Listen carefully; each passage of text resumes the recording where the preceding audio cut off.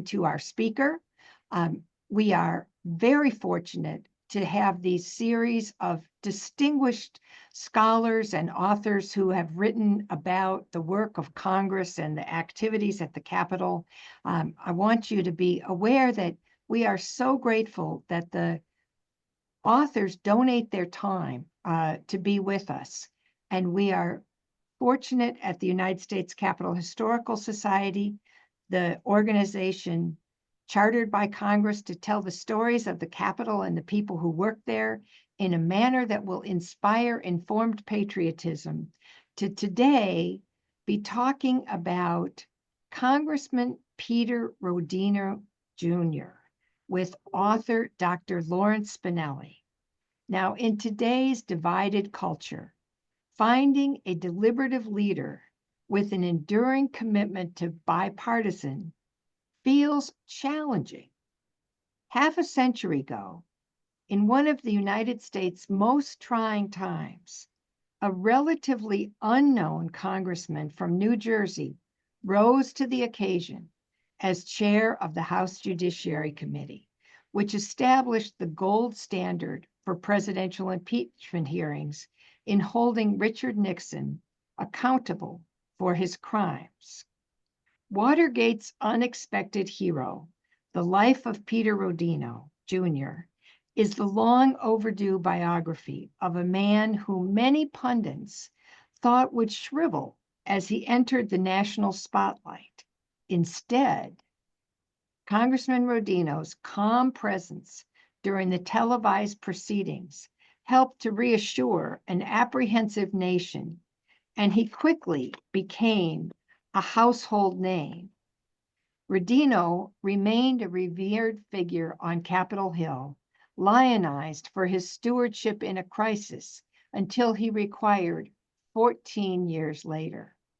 Author Lawrence Spinelli, who served as Rodino's press secretary, goes beyond Watergate to offer a meticulously researched, balanced account of his mentor's service. He certainly had a bird's eye view.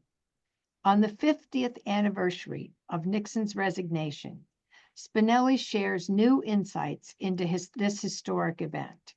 Relying on primary sources and Rodino's personal recollections, Spinelli explores an extraordinary life that began in the rough streets of Newark's Little Italy and culminated in a distinguished public service career stretching from the New Deal to the presidency of Ronald Reagan. Along the way, Rodino worked with iconic political leaders to help address a wide range of public policy issues that still resonates today, including race relations, immigration, voting rights, and economic equality. Dr. Spinelli, our speaker today, has had a distinguished career spanning 4 decades. He's held a variety of senior level positions in the legislative and executive branches of federal government. His first job on Capitol Hill was press secretary to Peter Rodino Jr., and he spent 5 years as the director of communications for then Senator Joe Biden. Spinelli's longest tenure in government was at the Overseas Private Investment Corporation, where he served as the Director of Outreach and Public Affairs. He retired in 2017 and became an author. He's the author of Dry Diplomacy, The United States, Great Britain, and Prohibition. The first study of the diplomatic impact of prohibition, Dry Diplomacy was praised by the Journal of American History for being engagingly written and comprehensively researched. Spinelli was an assistant professor of political science at Drew University and a professorial lecturer at American University. He received his undergraduate from Drew, his master's degree in government from Georgetown University, and a master's degree and a doctorate degree in history from New York University. So it is now my privilege and pleasure to present to you our distinguished author, Dr. Lawrence Spinelli. Dr. Spinelli, take it away. Okay, here I am. Thank you, Jane, for that wonderful introduction. And let me say what a great honor it is to be speaking to your audience and to be part of this program. I was first walked through the rotunda of the Capitol as an intern back in June 1971. So life has come full circle in a way. And I am really thrilled to be here to talk about Peter Rodino and about my book, Watergate's Unexpected Hero. Um, if I could take the audience back a little over 50 years ago, it was October. It was a kind of a warm day for October. And I'm going to take you back to New Jersey, Newark, New Jersey, and we're going to find Peter Rodino doing what he had been doing since he was elected to Congress and became a member of Congress in 1949. And that was to be back home in his district, meeting with constituents, going to events, holding office hours, and solving people's problems. This is what he did. After a busy day in September, on Saturday, a very busy Saturday in October, he had gone back to his house, turned on the news to relax, and there was a special bulletin on the news announcing that both the Attorney General and the Deputy Attorney General had resigned in protest rather than fire, as they were ordered by President Richard Nixon, the Watergate special prosecutor, the individual who was looking into the burgeoning Watergate scandal. It was quite a shock. It was the culmination of what had been a very, very challenging year. And it really sent shockwaves, not only through Washington, but through the whole country. It became known as the Saturday Night Massacre. And as I mentioned, this was just the culmination of many, many months since the break-in of Democratic National Headquarters in the Watergate building in June 1972, which led eventually to the appointment of a special prosecutor, thanks to the dogged work of those reporters at the Washington Post, Bob Woodward and Carl Bernstein, and in a paneling of a grand jury, followed by hearings by a special Senate committee, the discovery that not only was the break-in connected to President Nixon's reelection, but actually had ties directly to the White House, and the discovery that there were secret tape recordings that the president was making. All of this had been churning on for months, but the Saturday Night Massacre was really the thing that pushed it over the edge. And Peter Rodino, the next day, did something he had never done before. He cut his weekend short, canceled his district appointments, and headed back to Washington for meetings with the Speaker of the House, Carl Albert. And within 3 days, Rodino had been tasked with launching the first presidential impeachment inquiry in over 100 years, since 1868. Now, it was pretty scary for Rodino to take this on. And there were some people who didn't think this was something that should be handed over to Rodino. There were those that argued there should be a special committee. They felt Rodino wasn't up to the task. He was very busy. And honestly, the Judiciary Committee, which Rodino chaired, was busy. He was chairing the looking at the nomination of Gerald Ford to be the vice president, the first time the 25th Amendment had been implemented. So the committee was very busy. The other things that people argued was, well, Rodino had not been the chairman of the committee very long. He, couldn't manage this. Other people said that, well, he was from Newark, New Jersey. Newark, New Jersey had just suffered through a lot of political scandal, although Rodino was not involved in any of it. And maybe somebody else should be doing this. And then finally, and maybe a little less openly, there were rumors and murmurs about, well, Rodino was an Italian American. Italian Americans were involved with organized crime. Even the New York Times ran a story suggesting maybe there was links there, which they ultimately had to admit there were none. All of those things were churning and questioning whether or not Rodino should get this job. But Carl Albert, Speaker of the House, believed in Rodino, believed the House Judiciary Committee was the right place to do this and gave them the assignment. But there was still a lot of questions. People wondered, would they succeed? And in fact, there was an editorial in the Miami Herald that said that appointing Rodino to this job was like sending a freshman into a World Series game where the bases were loaded. It was just too scary.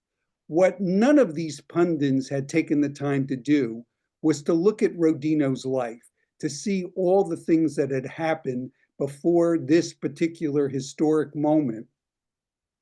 Because if they had, they would have understood that this was a man who was more than prepared and ready to become Watergate's unexpected hero.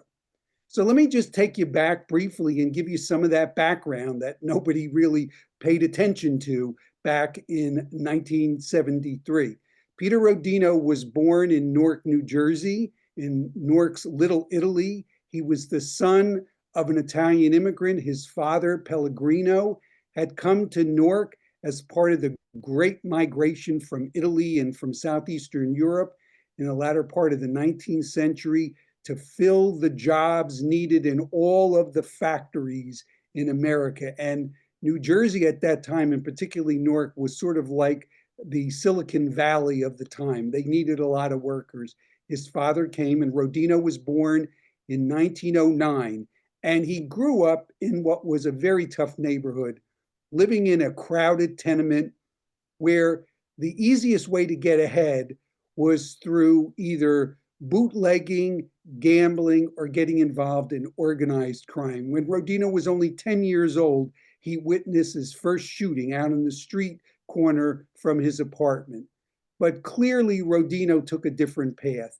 He was determined, guided by a very good father who believed in the law, who believed that you get ahead through your talents, and encouraged his son to pursue his studies. Rodino was very lucky. He went to the high school in Newark, Barringer High School, which was the pathway for people that were going to go on to higher education. And in fact, he was 2 years behind a Barringer High School student who would also become an illustrious graduate, William Brennan, the future Supreme Court Justice. Rodino decided that he wanted to help other people, particularly the people in his community, and he was going to become a lawyer. And he pursued that. Now, he didn't have any money, so he had to go to school at night. He had a whole series of part-time jobs in order to pay his way. He worked as a ticket agent at night in a railroad station. He was even on a street improvement crew for a while. He worked dispatching streetcars, all of which to put himself through school. But even that was not enough when the Great Depression hit 1929, and he had to give up his studies for 3 years because he lost his jobs until he was able to save enough money to go back to school. But even at this early age, Rodino showed that determination, that doggedness that would be the hallmark of his chairmanship of the Nixon impeachment inquiry. After 3 years, he was able to go back to law school. He did not give up. He went back to school and had a job and went to school at night. And here was his typical day, is he would get up the alarm clock would go off at 5 o'clock in the morning. He would get up, he'd get on the streetcar, he'd go down to work. He was then working at a factory that made Ronson cigarette lighters down in Newark. He worked the early shift from 7 to 3. When the shift was over, he walked about 10 blocks to the law school. He went to school every night of the week till about 10 o'clock at night, took as many classes as he could squeeze in, took the streetcar back to his apartment, studied till 2 o'clock in the morning, and then he got about 3 hours of sleep before the alarm clock finally went off. And the whole day started again. And he said that when he finally graduated law school, the first thing that he did was throw out that alarm clock. Graduating law school, Rodino decided he opened up a small little firm because as an Italian American, there were not opportunities in the big law firms in Newark, New Jersey, or New York.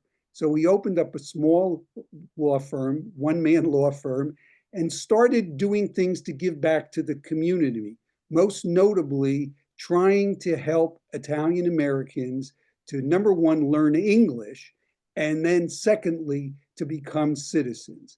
Because compared to all the other immigration groups that had arrived in the country, they had the lowest rate of citizenship. So he was trying to change that. And all of these activities brought him to the attention of the local Democratic organization at the time. And they reached out to him and said, would you like to help us in our efforts to bring Italian Americans into the Democratic Party and to help support the New Deal? And he said yes. And that was really the beginning of his political career in the 1930s. The first vote he ever cast was for Franklin Roosevelt, and Peter Rodino remained an unapologetic New Dealer for the rest of his life. Just as his political career seemed like it might be taking off, Rodino decided that he was going to sign up for the Army. He was an advisor to the draft board, and the United States had just started, this is before Pearl Harbor, the first peacetime draft. As an advisor to the draft board, Rodino could have claimed exemption from the draft. Not only did he not do that, he in fact volunteered, signed up, and entered the Army as a private, and eventually was sent overseas. He first went to England as part of the first group of soldiers, and then from there to North Africa, where the first American troops landed. This is way before D-Day. And Rodino had studied French in high school, which did him very well in North Africa, became an important liaison with the local community. And then the next step for the Army was to go to Sicily and Italy. Well, of course, Rodino spoke fluent Italian. So he became an important part of that effort, the occupation forces in Rome. Rodino had entered the Army as a private, and at the end of the war, he came back as a captain with 2 Bronze Stars, which made him a local hero. And so he decided now he was definitely going to get into politics. So he looked around and said, I'm going to run for Congress because I want to do more to help my fellow veterans. I think there's more that could be done to help veterans.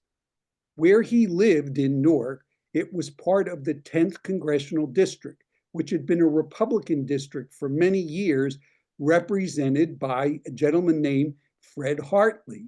You probably have all heard of the Taft-Hartley Act. Well, this is the Hartley of that law. And Rodino decided he was going to take him on. The Democratic machine said, there's no way you're going to win. You're on your own. We're not going to put any money into this race. Well, they may have done Peter Rodino a great favor, because instead of relying on the political machine, he had to go out and establish his own grassroots organization with his friends, with his fellow veterans. And he ran a very vigorous campaign. He did not win, but he came within 5,000 votes of beating Fred Hartley, something nobody expected. 2 years later, when Hartley decided to retire, Rodino was going to run again. Once again, the Democratic Party said, we still think this is a Republican seat. We're not going to help you. You're on your own. Rodino ran a great campaign, and this time he won by 5,000 votes, and he would hold that 10th Congressional District seat for the next 40 years until he decided to retire.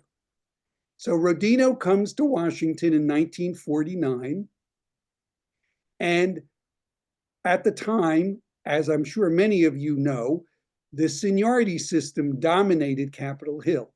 And Peter Rodino was told, this is what you need to do. You need to be seen but not heard. Be quiet.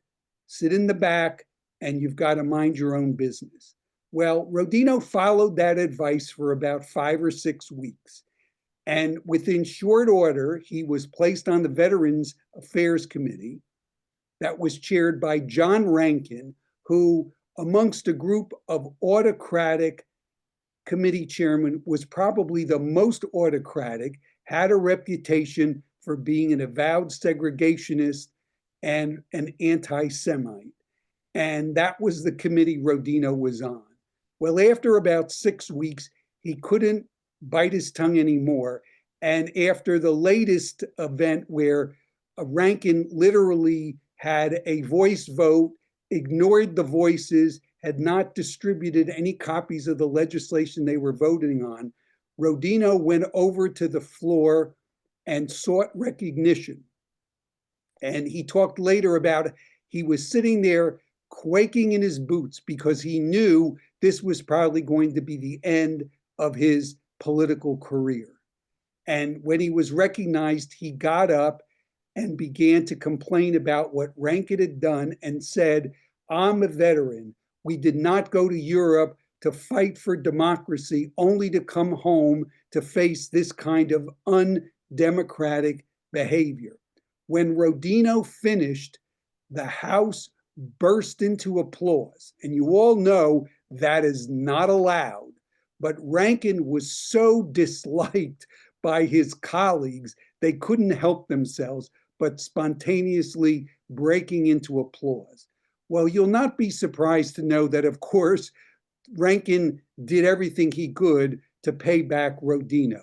But fortunately for Rodino, sitting on the floor that day was Rankin's number one enemy in the House of Representatives, Representative Emanuel Seller, liberal Democrat from Brooklyn, chairman of the House Judiciary Committee, Jewish American who had suffered from many of the anti-Semitic remarks of Rankin. And he never forgot what Rodino did. And within a few months, there was an opening on the House Judiciary Committee. It was an opening that should have gone to somebody from Illinois, but Seller intervened and gave the seat to Peter Rodino and literally changed the course of Rodino's life. He very quickly became Emanuel Seller's right-hand man, his trusted lieutenant, in the trenches with him on every battle.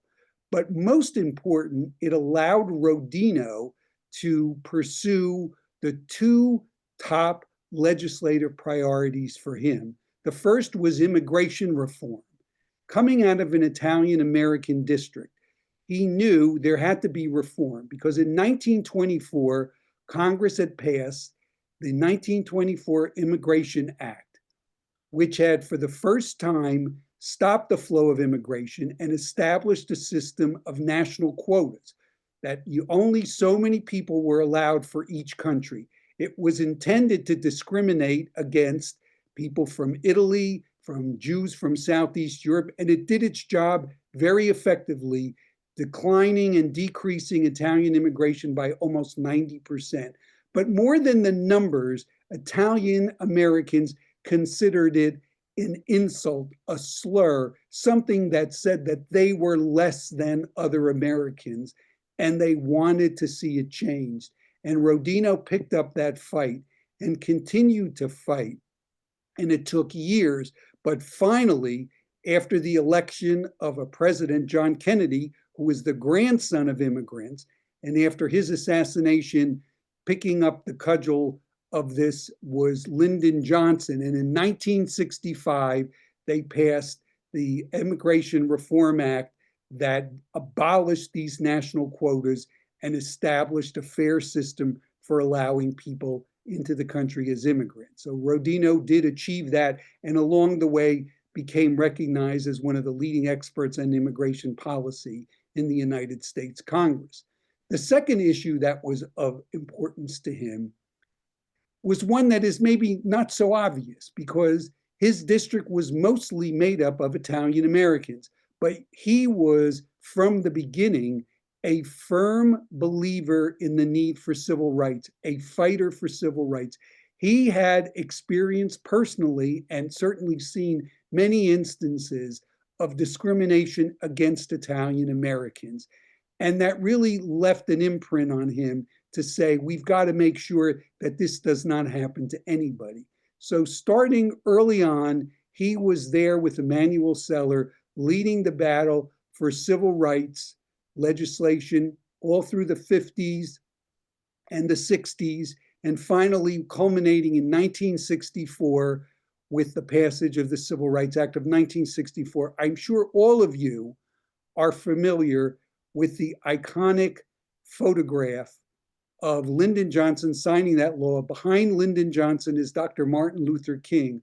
Well, next time you look at that, notice that right next to Dr. King is Peter Rodino. And he led that effort along with Seller, the 1965 Voting Rights Act, and continued to work on this. All of that actually turned out to be invaluable to him, because in 1972, after the 1970 census, his Italian-American district became a majority African-American district. And it was a Democratic district. So the real key was the primary, is whoever won the nomination was going to win the election. And the speculation was that Rodino, facing 3 African-American challengers, was going to lose this primary. And in fact, on the night of the primary in June 1972 at the Robert Treat Hotel, Rodino's headquarters, I was there. I saw this firsthand. All the New York television stations and newspapers were there covering what they thought was going to be this great story of this 25-year congressional veteran losing his seat.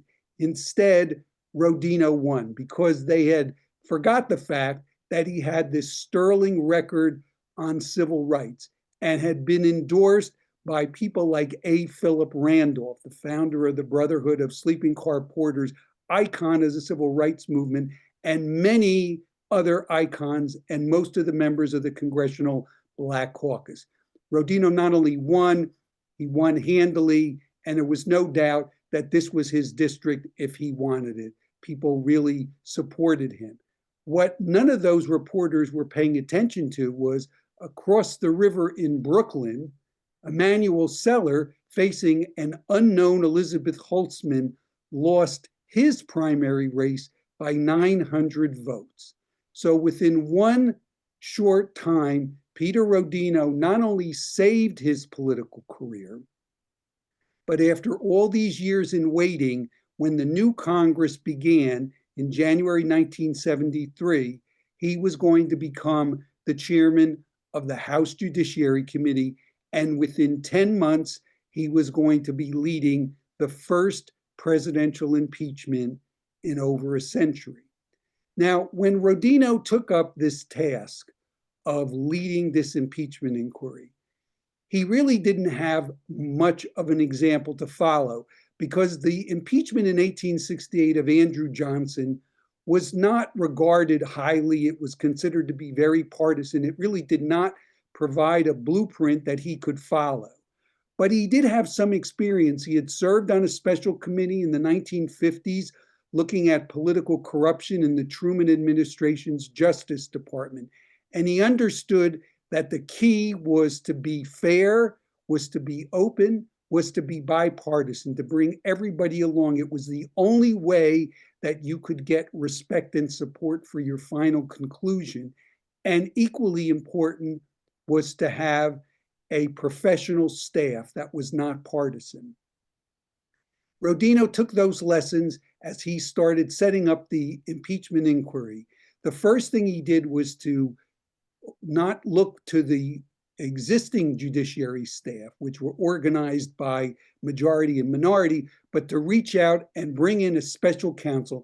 And that was John Doerr, a Republican. He had served in the Eisenhower and Kennedy administrations at the Justice Department, to bring John Doerr in and empower John Doerr to set up the impeachment staff, which ultimately numbered over 100 people, included young lawyers like Hillary Rodham, future First Lady, future Senator, future presidential candidate on the Democratic side, and William Weld, future Republican governor of Massachusetts. And both of them reflected back saying There was no partisanship on that staff at all. They worked closely together. And they proceeded then slowly, carefully, week after week, sifting through the evidence like a grand jury would do, very carefully.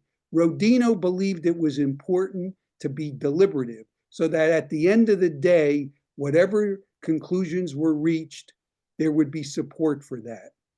He got a lot of pushback. Republicans said, "You're dragging your feet." Democrats said, "You're dragging your feet." His dear friend Tippy O'Neill, every time Rodino came to the floor, would come over and jab him and say, "Pete, would you please hurry up?" But nothing would sway Rodino. That same doggedness he had when he was trying to go to law school and all through his life served him very well. He was patient and he kept the deliberative process, and he did everything that he could to make sure that things were handled in a bipartisan way. This was very, very important to him. There were a lot of firebrands on that Judiciary Committee, people who were anti-Nixon from the beginning and people who were pro-Nixon no matter what was said. And Rodino sort of had to keep this even balance as things went along. After months of deliberation, collecting of evidence and meeting behind closed doors, listening to these secret White House recording, the tapes that the committee did have in its possession and kept pushing to get more, the committee finally began in the summer of 1974 to begin its debate and its deliberations. And this they were going to do in public session. And it was televised. They had to get special permission from the House in order to televise the proceedings. But one of the things Rodino did, which I think it was a very important part of this process, is 3 weeks before the committee started these open deliberations, he released all of the evidence that the committee had collected that did not involve national security issues, that was not classified.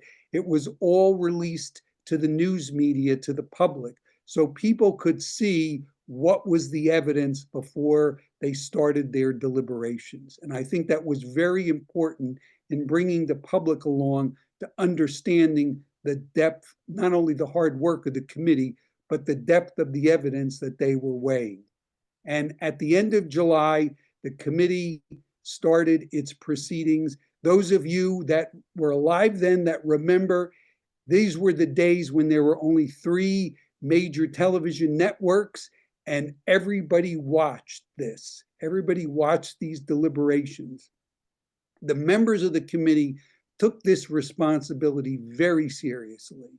And people to this day will remember the eloquence of somebody like Barbara Jordan, who nobody knew before. She was a new member to the committee. In fact, Rodino had recruited her to be on the committee. And her elegance and eloquent defense of the Constitution, and everybody really talked about the challenges, the difficulties, the seriousness of dealing with this national crisis. At the end of the day, the committee voted, and it was a bipartisan vote. The first article of impeachment they voted on, 6 Republicans voted with the Democrats. This was the obstruction of justice. They also voted articles of impeachment for the abuse of power, and a third one that had to do with the president ignoring the committee's subpoenas. And there were a few others that were not approved. So as the committee was getting ready to then the next step, which was to bring these articles to the House of Representatives, to the floor for a final vote, and then would eventually go to the Senate for trial, a group of Republican senators went down to the White House and informed Richard Nixon that if a vote came in the Senate, he wouldn't get more than 4 or 5 votes in his favor. And as you know, Nixon resigned, and that was the end of the deliberations. But the committee did file a report, and when all of the tapes came out, including the famous smoking gun tape, which has Nixon ordering the CIA to obstruct the FBI's investigation only a few days after the break-in, all of the members of the committee, including all the Republicans that had not voted for impeachment and defended Nixon, they all filed a concurrent opinion in this report saying if they had heard these tapes, they would have voted for impeachment. So Rodino got the unanimity, the bipartisanship that he hoped for. The impeachment inquiry made Peter Rodino a household name. 80 million people had watched this. He was offered huge sums of money to write a tell-all book. Many people involved in Watergate did. He said, no, that's not right. This is my job. He was offered money to go on the lecture circuit. He wouldn't do that. But the one thing he said he would do is to go out and help elect other Democrats, people who were progressive Democrats like him, to get them elected. And so he hit the road. He was everywhere, giving speeches, and his attendance and his endorsement, as the Boston Globe said, it was like having the good housekeeping seal of approval. It became very, very important. And Jim Blanchard, who was a congressman in the 1970s, later governor of Michigan, told me the most successful fundraiser he ever had in his entire political career was in 1975 when Peter Rodino came to Michigan. Rodino was so famous, so well known, that his colleagues, led by Tippy O'Neill, got him on the short list of potential vice presidential running mates for Jimmy Carter in 1976. Before Carter made his final decision, Rodino withdrew his name. It wasn't something he was interested in. I think he also realized it was not a position he was likely to get. He was happy to stay in the House and worked very closely with Carter. In the 1980s, when Ronald Reagan became the president and a wave of new conservatism came to Washington, Peter Rodino found himself in a very different position. He found himself, as he said, he was like the guy with his finger in the dike. He was holding back as best he could the floodgates of many conservative initiatives, particularly amendments to the Constitution, balanced budget amendments, anti-busing amendments, and he did his best to bottle all of these up in the House Judiciary Committee fairly successfully. He tried with some legislation. He tried to stop weakening of gun control legislation. That he was less successful on. But he really did manage to keep most of these constitutional amendments from getting votes on the floor. The one area of agreement that he found with the Reagan administration was on immigration reform. And in 1986, working with the Reagan administration, Rodino believed there needed to be a fair way to deal with people who were undocumented people who were in the United States by having an amnesty and at the same time giving stricter enforcement on the border and having sanctions against employers who hired undocumented workers in the future.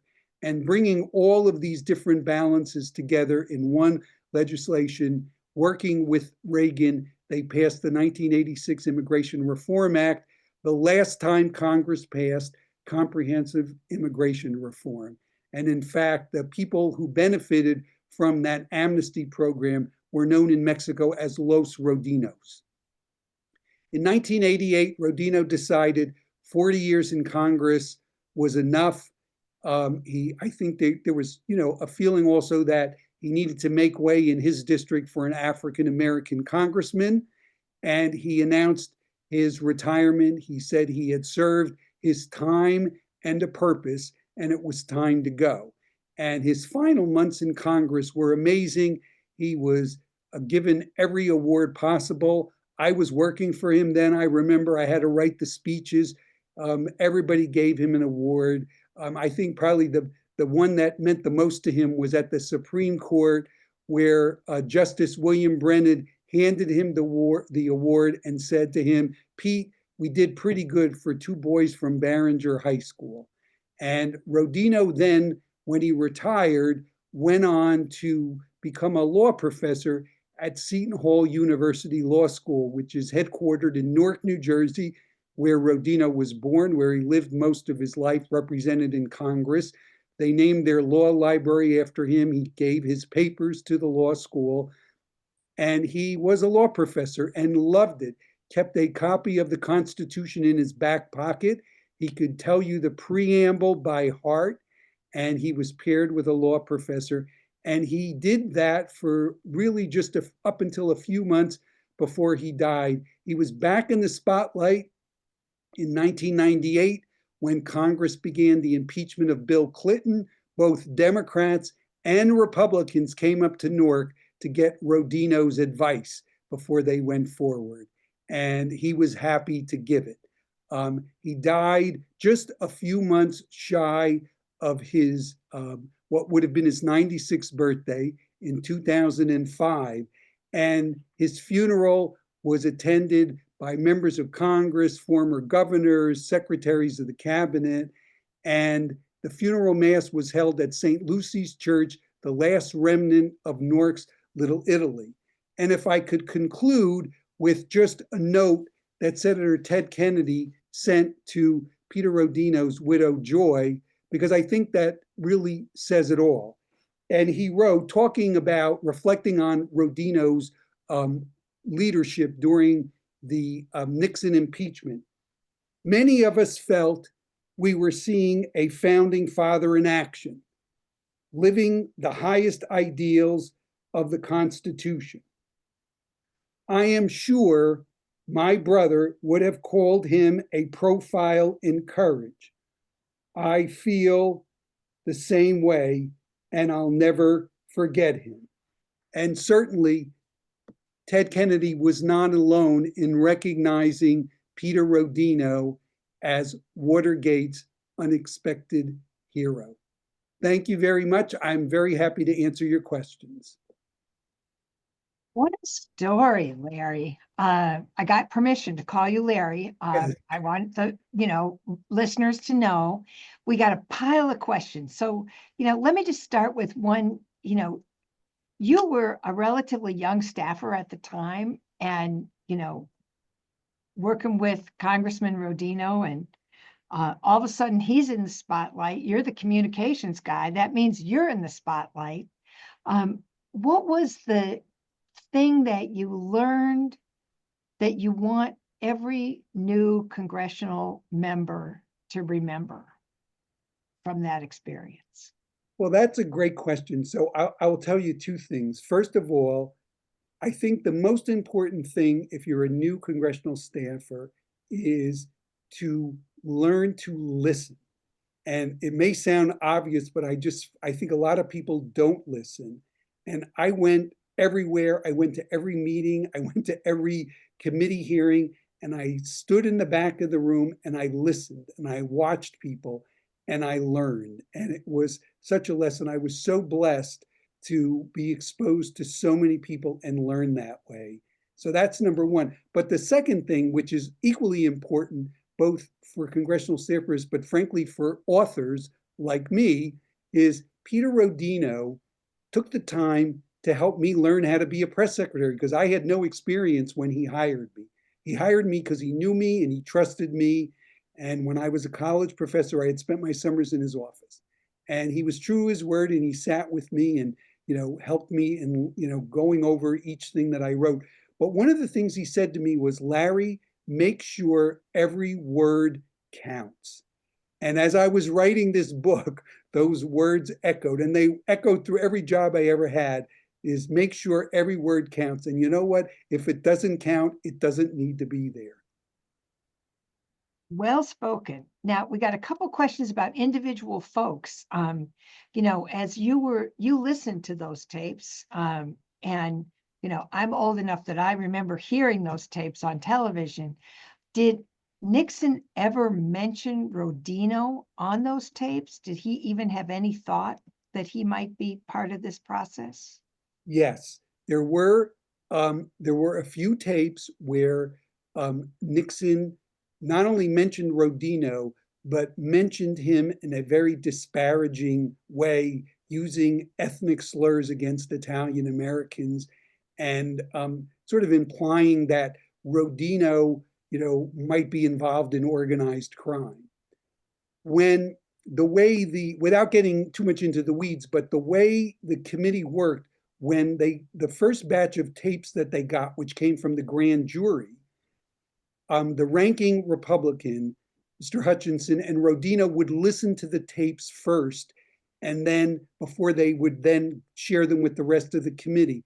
And Rodino insisted that the parts of the tape with those disparaging remarks about Rodino and Italian Americans would not be included and shared with the rest of the committee, because he said to Mr. Hutchinson, he did not want anybody to feel that they were being, he was being motivated by being insulted by Nixon. So the rest of the committee never knew any of this until much later, that Nixon, in fact, had made those remarks. There was always speculation by other members of the committee that the New York Times article by a reporter named Marty Tolchin, who knew Rodino, suggesting that Rodino had some links to organized crime, that was leaked out of the White House. But I could not prove that connection. But there was always that feeling that was done to try to disparage Rodino. Interesting. And one of our folks wonders whether Congressman Hogan, who was the father of former Maryland Governor Hogan, did he play a role at all in the impeachment conversation? Yes. So Larry Hogan Sr. was a member of the Judiciary Committee, Republican, and he actually was the first Republican to come out and in favor of impeachment. He announced a day or two, maybe 2 days before the committee started its deliberations, that he was planning to vote for the obstruction of justice article of impeachment. And he was one of the 6 Republicans that voted for impeachment. So yes, he was really in the forefront of that. And then one of our folks was an intern for Congressman Charles Wiggins, who was on the committee. And he was like, did he have anything to do with it? So Charles Wiggins was from California. He was one of the staunchest defenders of Richard Nixon on the committee. But I mean, I say this, I think he genuinely believed in what he was saying. I don't think it was posturing. And he really felt this. And when after the committee voted and the Supreme Court forced Nixon to release all of the tapes, which included this smoking gun tape, the committee had not heard this before their deliberations. All the members of the committee heard the tape after the vote. Congressman Wiggins came out. I can still see this picture, and they did like a press conference in front of I think it may have been the Longworth building where they were listening to the tapes. And he was almost in tears, talking about how he was heartbroken having heard that, but there was no doubt now in his mind that the president had broken the law. And he signed on to that concurrent opinion that's in the final report, which people can, you can easily find that on the internet, that full committee report that said that if we had heard those tapes, we would have voted for obstruction of justice. So he defended Nixon, but I really think, he was a very honorable man. And when he got the evidence, he did what he thought was the right thing. And, can you describe, and I think some of this is in your book, the pressure cooker of being in, a high profile investigation where, a lot is on the line, the presidency's on the line, the media is all over the place. What was that like for you as the press secretary, and what was it like for Congressman Rodino? Okay, so well, first of all, I was not his press secretary then, so I was saved that experience. But for Rodino, in the beginning, remember again, he's relatively unknown. He had toiled in the shadows of Emanuel Seller. I mean, every bill that the Judiciary Committee ever passed had only Emanuel Seller's name on it. This is the way people did things then. This is the way chairmen acted. The subcommittees of the Judiciary Committee had numbers rather than subject titles, which Rodino changed, because Seller wanted to be able to put legislation where he wanted it. So Rodino really had very little exposure outside of New Jersey to the press. It was very overwhelming for him in the beginning. And in February, so the inquiry started in October 73. By February, it was getting to be too much for him. And he actually suffered from exhaustion. And he actually checked into Bethesda for the Naval Hospital for a few days of rest. He had they weren't sure if it was angina, whatever, but he really, I think, it was just overwhelming him at that point. Once he got that, and then he started, I think, paying a little more attention to, his eating and things like that, he did better. But no, the pressure was enormous. And everywhere he went, the press followed him. And then he'd go to the floor and Tip O'Neill and his friends would, badger him about hurrying up. They were always fighting, with Nixon. I mean, there's so much more. I mean, there's books and books and books about this whole saga. I mean, I've simplified this so much, but it was ongoing, the battles with Nixon, and also just knowing that the future of the country was in your hands. It was very nerve-wracking for him. But I think all of that early experience that he had in his younger life that toughened him up, I think without that, I don't know what would have happened, but that certainly served him well. I also think they benefited from the fact that they weren't living in the age of crazy media like we live now. So, there was a huge press corps, but there were rules and people respected the rules. When the committee did closed door meetings, then Rodino would go out with John Doerr. They sort of debriefed the press. They were followed everywhere. There were some leaks. There were a few documents that got leaked different times. The Washington Post picked some leaks, but for the most part, they managed. But yes, it was very, very stressful. And where were you during all this? Well, ironically, I was in Washington for some of it, and then I was an intern in a small town in New Jersey, and Rodino was so famous in the summer at that time that when they found out that I had been Rodino's intern, the reporters up in New Jersey came to interview me to get my insights on Peter Rodino. That's how famous he was, that he actually made me famous. But you were actually in New Jersey during all this time? I was in New Jersey.